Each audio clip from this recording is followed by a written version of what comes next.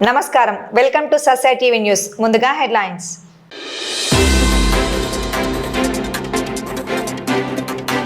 శ్రీశైలం నుండి నీటిని విడుదల చేసి రాయలసీమ రైతాంగాన్ని ఆదుకోవాలి. మాజీ ఎమ్మెల్యే శిల్ప చక్రపాణిరెడ్డి విజ్ఞప్తి.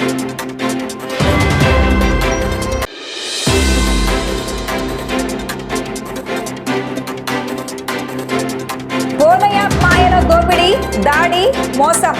నంద్యాలలో దోపిడీ ముఠ అరెస్ట్.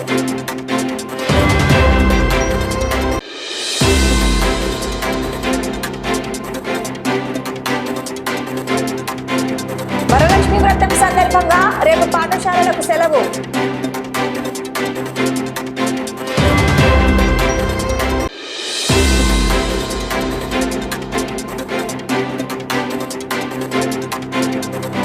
కేజీబీవీ ఖాళీల భర్తీకి ఇంటర్వ్యూలు పూర్తి.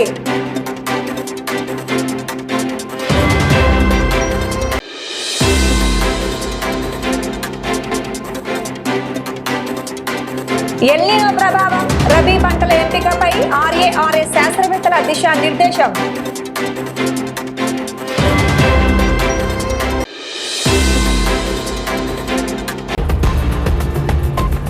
వర్షాభావ పరిస్థితుల వల్ల తీవ్ర ఇబ్బందులు ఎదుర్కొంటున్న రాయలసీమ ప్రాంత రైతాంగాన్ని ఆదుకోవడానికి శ్రీశైలం ప్రాజెక్టు నుండి వెలుగోడు, గోరుకల్లు, అవుకు మరియు మైలవరం రిజర్వాయర్లకు వెంటనే నీటిని విడుదల చేయాలని శ్రీశైలం మాజీ ఎమ్మెల్యే శిల్ప చక్రపాణిరెడ్డి కూటమి ప్రభుత్వాన్ని విజ్ఞప్తి చేశారు. శ్రీశైలం నియోజకవర్గ పరిధిలోని వివిధ మండలాల రైతులతో నంద్యాల పట్టణం పద్మావతి నగర్లోని వైఎస్ఆర్సీపీ కార్యాలయంలో ఆయన సమావేశం నిర్వహించారు.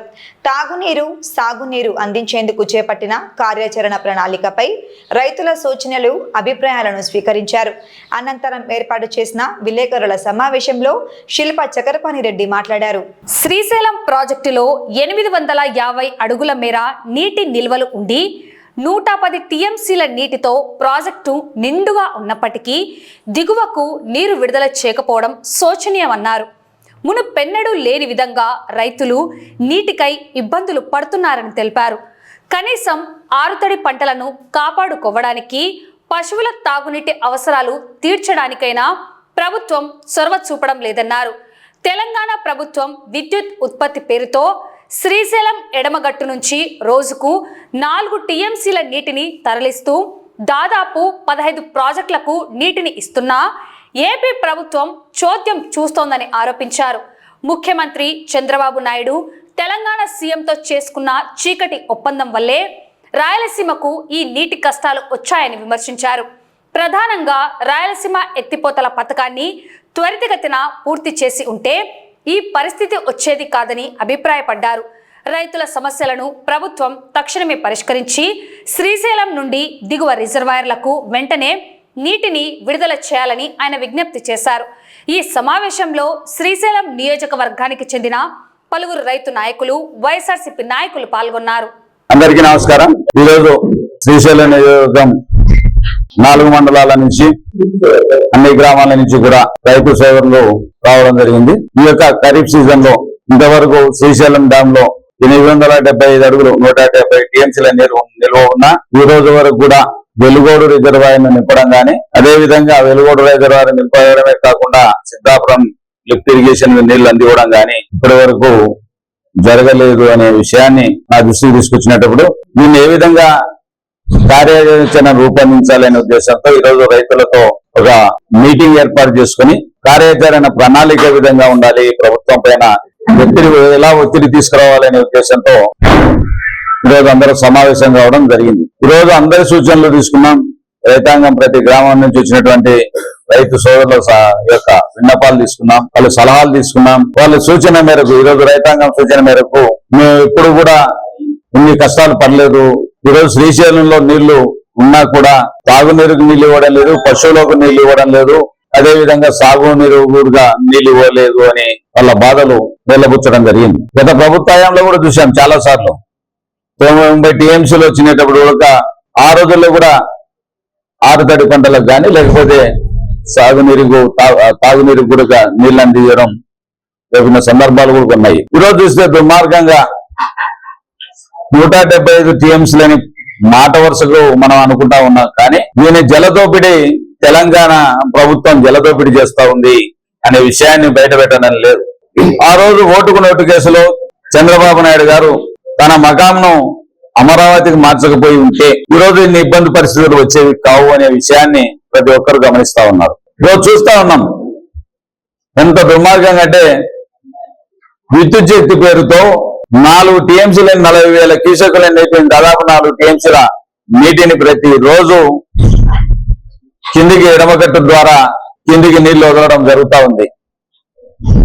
మనమేమో విద్యుత్ శక్తిని ఉత్పత్తి చేయడం లేదు.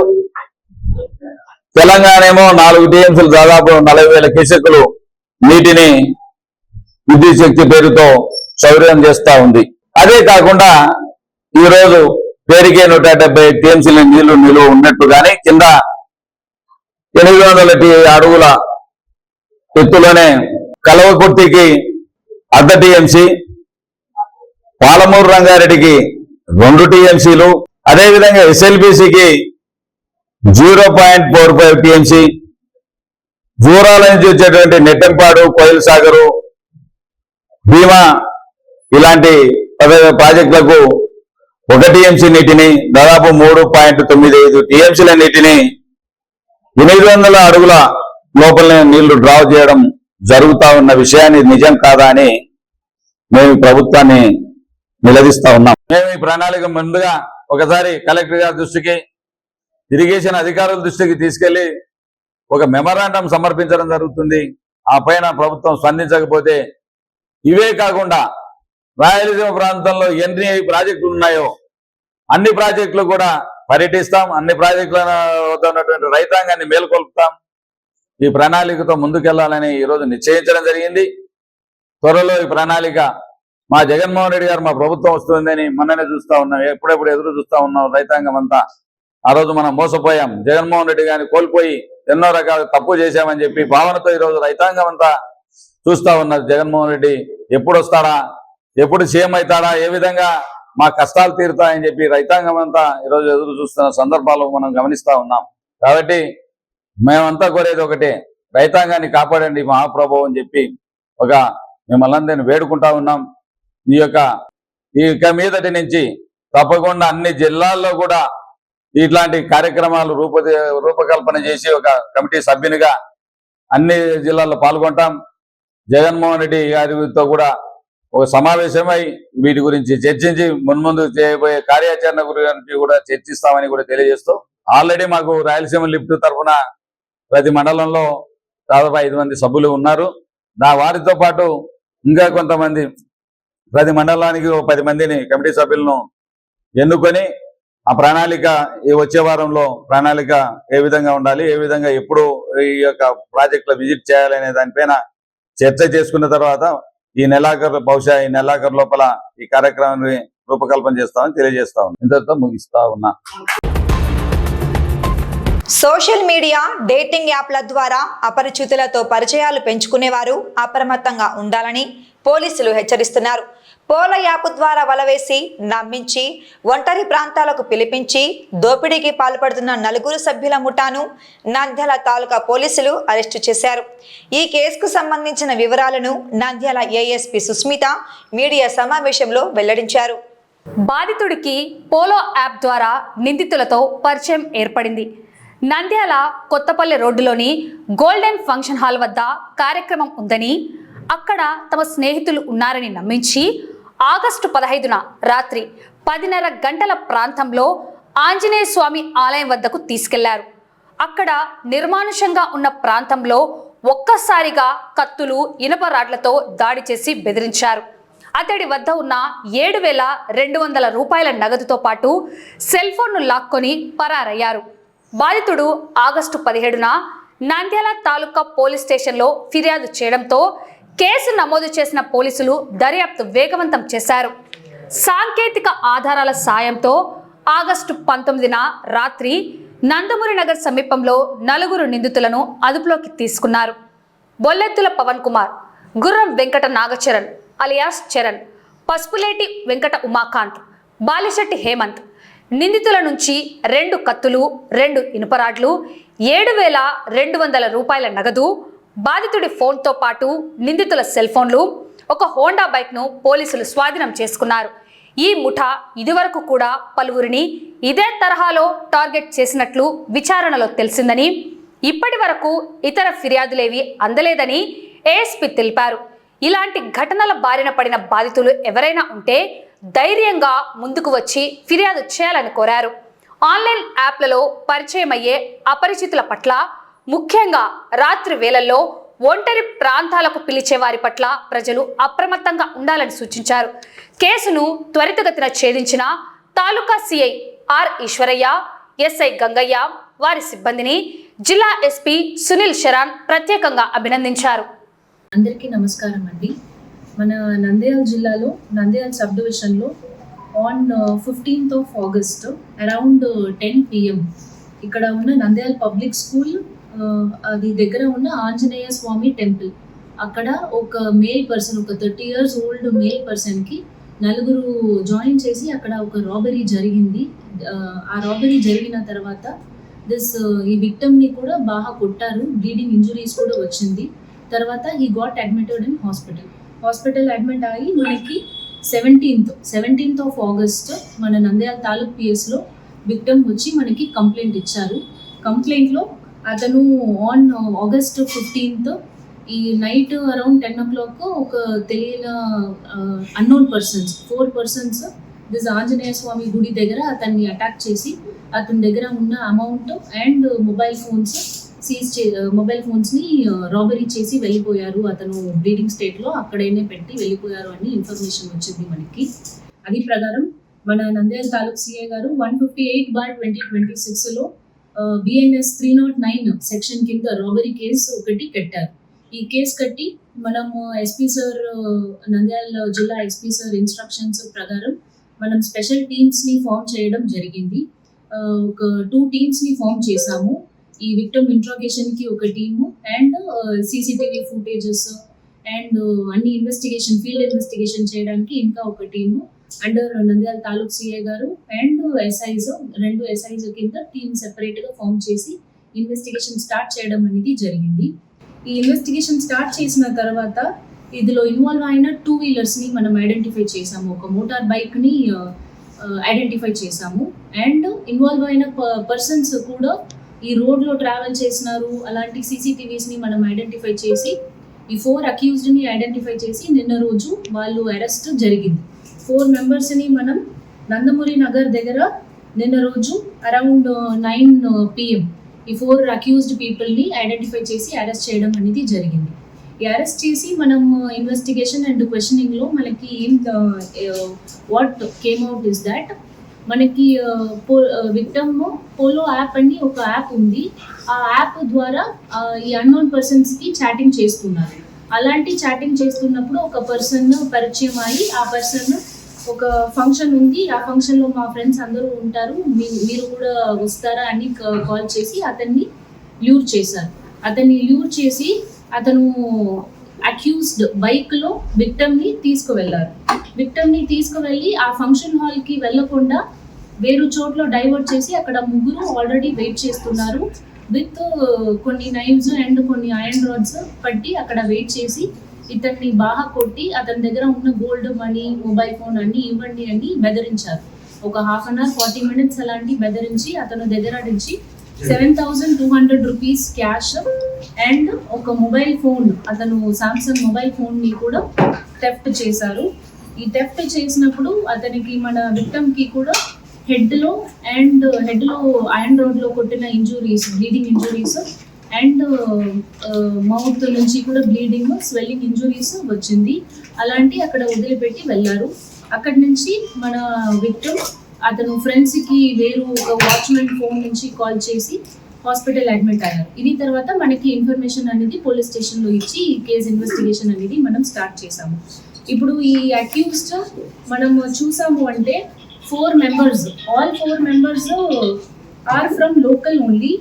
ఈ బొల్లెదుల పవన్ కుమార్, గుర్రం వెంకట నాగచరణ్, పసుపులేటి వెంకట ఉమాకాంత్, బాల్శెట్టి హేమంత్. అందరూ ఏజ్ చూసారు అంటే 19-20 years old పీపులే ఉంటారు. All are from Upparipeta and Kota street. అందరూ నంద్యాల టౌన్ లోకల్ వాళ్ళు. ఈ నలుగురు మీద కూడా పాత క్రిమినల్ హిస్టరీ అలాంటి ఏమీ లేదు. ఇక్కడే నార్మల్ మెకానిక్ పని, కూలీ పని అలాంటి చేస్తున్న వాళ్ళే ఈ ఆఫెన్స్ అనేది చేశారు. మనం వాళ్ళు క్వశ్చనింగ్ చేస్తున్నప్పుడు, వాళ్ళు మొబైల్ ఫోన్స్ ని వెరిఫై చేస్తున్నప్పుడు మనకి బయట వచ్చింది ఏంటి అంటే, ఈ పోలో యాప్ అని ఒక యాప్ అందరూ మొబైల్ ఫోన్స్ లో ఇన్స్టాల్ చేసుకున్నారు. ఇదిలో అన్నోన్ పర్సన్స్, విక్టమ్స్, వల్నరబుల్ గా ఎవరు ఉంటారో వాళ్ళకి కాన్వర్సేషన్ మాట్లాడి, ఫ్రెండ్స్ లాగే మాట్లాడి, ఇక్కడ మనం మీట్ చేస్తాం అలాంటి మాట్లాడి వాళ్ళని యూజ్ చేసి రెగ్యులర్ గా ఈ రాబరీ అనేది ఫ్రీక్వెంట్ థెఫ్ట్ ముందు కూడా చేసుకున్నారు. పాత ఒక 2-3 ఇన్సిడెంట్స్ కూడా చేసుకున్నారు అని మన మొబైల్ ఫోన్స్ ద్వారా ఐడెంటిఫై చేసుకున్నాము. కానీ ఇప్పుడు వరకు ఎవరు మనకి విక్టమ్స్ ఎవరు మనకి స్టేషన్ కి వచ్చి కంప్లైంట్ ఇవ్వట్లేదు. మేబీ బికాస్ ఆఫ్ మనం పరుగు పోతుంది అలాంటి ఏదైనా ఇబ్బందిలో విక్టమ్స్ మనకి పోలీస్ స్టేషన్ కి రాకుండా ఉండడానికి ఛాన్సెస్ ఉంది. ఇప్పుడు మనం ఈ ప్రెస్ బ్రీఫింగ్ మూల్యం ఏం చెప్తున్నాము అంటే, ఇలాంటి ఎవరైనా విక్టమ్స్ ఉన్నారు, ఇలాంటి social media chatting apps or dating apps ఇదిలో మాట్లాడి ఏదైనా ఆఫెన్స్ జరిగింది, వాళ్ళకి ఇలాంటి రాబరీ అలాంటి జరిగింది అంటే ఆ ఇన్ఫర్మేషన్ ని మనం పోలీస్ స్టేషన్ కి వచ్చి ఇవ్వచ్చు. మనము విక్టమ్స్ ఐడెంటిటీ, ప్రైవసీ అండ్ డిగ్నిటీని మనము ప్రొటెక్ట్ చేస్తాము. వాళ్ళు ఐడెంటిటీకి, వాళ్ళు డిగ్నిటీకి ఏ విధ ఇబ్బంది రాకుండా investigation will be carried out as per law అని మనకి ఎస్పీ సార్ డైరెక్షన్స్ ఇచ్చారు. ఆ ఇన్స్ట్రక్షన్స్ ప్రకారం ఈ కేసుని కూడా మనం తీసుకున్నాము. పాత ఇలాంటి ఆఫెన్సెస్ లో ఇన్వాల్వ్ అయిన ఎవరైనా గురించి ఇన్ఫర్మేషన్ ఉంది ఆర్ మీకు కూడా ఇలాంటి జరిగింది అంటే మీరు నంద్యాల పోలీస్ స్టేషన్ కి ఎప్పుడైనా వచ్చి మనకి ఇన్ఫర్మేషన్ ఇవ్వచ్చు. Action will be promptly taken and strict action కూడా మనం తీసుకుంటాము అని చెప్తున్నాము. వరలక్ష్మి వ్రతాన్ని పురస్కరించుకొని రేపు జిల్లాలోని అన్ని ప్రభుత్వ, ప్రైవేటు పాఠశాలలకు సెలవు ప్రకటిస్తున్నట్లు నంద్యాల జిల్లా విద్యాశాఖ అధికారి జనార్దన్ రెడ్డి తెలిపారు. ఈ మేరకు జిల్లాలోని అన్ని యాజమాన్యాల పాఠశాలల ప్రధానోపాధ్యాయులు, యాజమాన్యాలు ఈ ఉత్తర్వులను ఖచ్చితంగా పాటించాలని ఆదేశించారు. నిబంధనలను ఉల్లంఘించి రేపు పాఠశాలలు నిర్వహిస్తే చట్టరీత్యా కఠిన చర్యలు తప్పవని ఆయన హెచ్చరించారు. విద్యార్థులు, ఉపాధ్యాయులు ఈ విషయాన్ని గమనించాలని సూచించారు. రేపు వరలక్ష్మి వ్రతం సందర్భంగా అన్ని ప్రభుత్వ, ప్రైవేటు పాఠశాలలకు సెలవు ప్రకటించడం జరిగింది. కాబట్టి తప్పనిసరిగా అందరూ కూడా మీ విద్యా సంస్థలకు తప్పనిసరిగా సెలవు ఇవ్వాలి. ఏ ఒక్కరు కూడా, ముఖ్యంగా ప్రైవేట్ పాఠశాలను రన్ చేయడానికి వీల్లేదు. ప్రత్యేక తరగతులని కానీ, 10వ తరగతి అని కానీ అట్లాంటి పరిస్థితుల్లో కూడా మనము పిల్లలకు స్కూల్ పెట్టడానికి వీల్లేదు. అట్లా ఎవరైనా పెట్టినట్టుగా మా దృష్టికి వస్తే ఖచ్చితంగా వాళ్ళపైన చర్యలు తీసుకోవడం జరుగుతుంది. నంద్యాల జిల్లా పరిధిలోని కస్తూర్బా గాంధీ బాలికల విద్యాలయాల్లో ఖాళీగా ఉన్న పోస్టుల భర్తీ ప్రక్రియలో భాగంగా గురువారం అభ్యర్థులకు ఇంటర్వ్యూలు మరియు సర్టిఫికెట్ల పరిశీలన నిర్వహించారు. జిల్లా విద్యాశాఖ అధికారి జనార్దన్ రెడ్డి ఆధ్వర్యంలో ఈ కార్యక్రమం జరిగింది.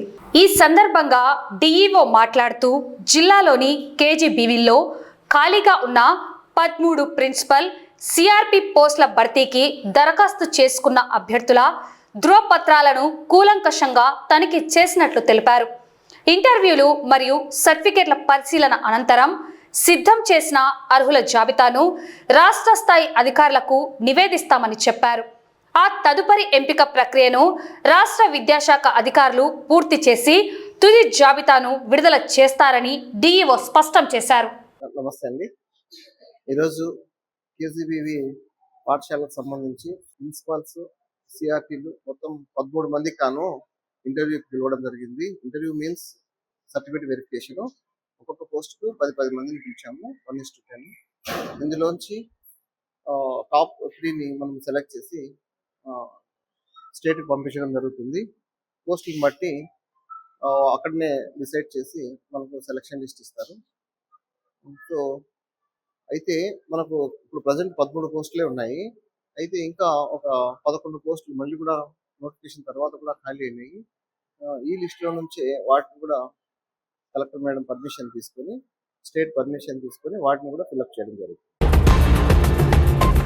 ఎల్నినో ప్రభావంతో సకాలంలో వర్షాలు కురవని వర్షాభావ పరిస్థితుల నేపథ్యంలో రాబోయే రబీ సీజన్లో రైతులు ఆరుతడి మరియు స్వల్పకాలిక పంటలను ఎంపిక చేసుకోవాలని ప్రాంతీయ వ్యవసాయ పరిశోధన స్థానం incharge ADR principal scientist doctor Kavitha సూచించారు. నంద్యాల ఆర్ఏఆర్ఎస్ ఆవరణలో కర్నూలు నంద్యాల డివిజన్ల వ్యవసాయ మత్స్యశాఖ అధికారులు మరియు శాస్త్రవేత్తలతో ప్రత్యేక సమీక్ష సమావేశం నిర్వహించారు. ఈ సమావేశంలో డాక్టర్ కవిత మాట్లాడుతూ మారుతున్న వాతావరణ పరిస్థితులకు అనుగుణంగా రైతులు పంట మార్పిడి విధానాన్ని పాటించాలని కోరారు.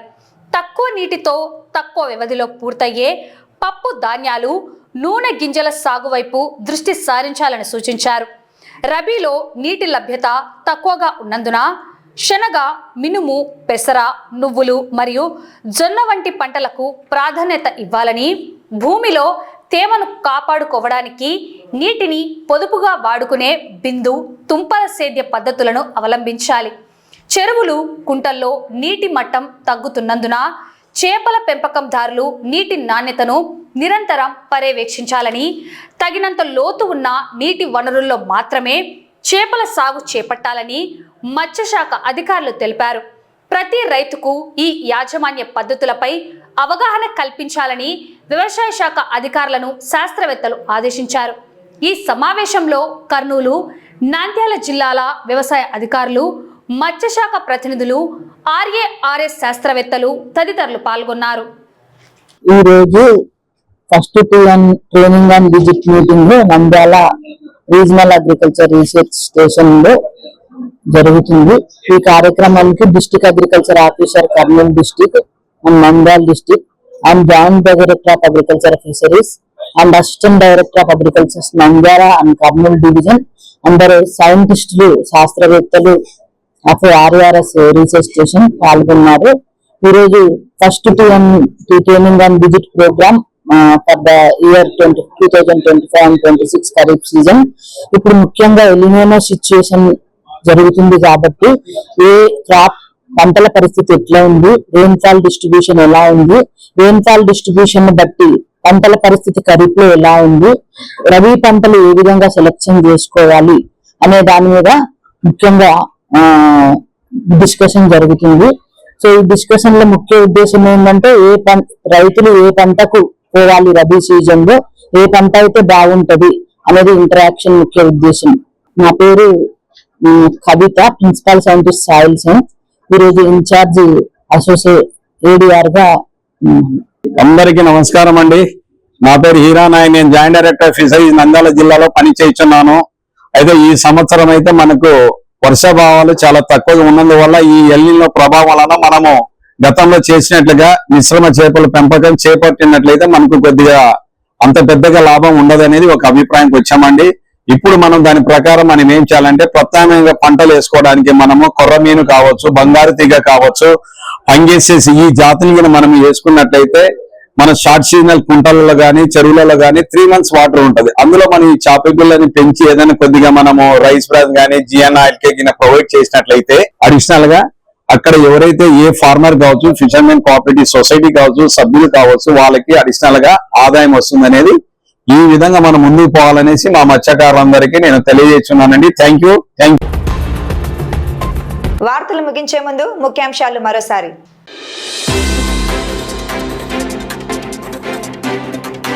శ్రీశైలం నుండి నీటిని విడుదల చేసి రాయలసీమ రైతాంగాన్ని ఆదుకోవాలి, మాజీ ఎమ్మెల్యే శిల్ప చక్రపాణిరెడ్డి విజ్ఞప్తి.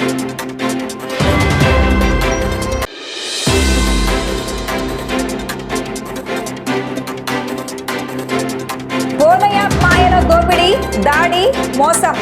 నంద్యాలలో దోపిడీ ముఠ అరెస్ట్.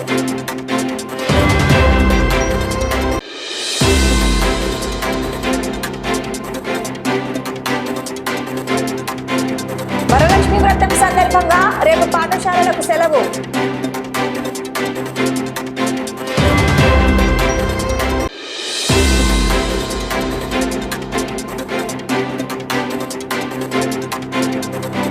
కేజీబీవీ ఖాళీల భర్తీకి ఇంటర్వ్యూలు పూర్తి.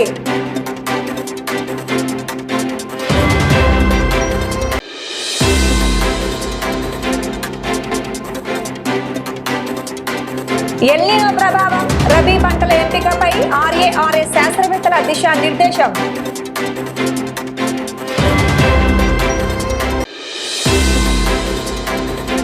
ఈ వార్తలు ఇంతటితో సమాప్తం. నమస్కారం.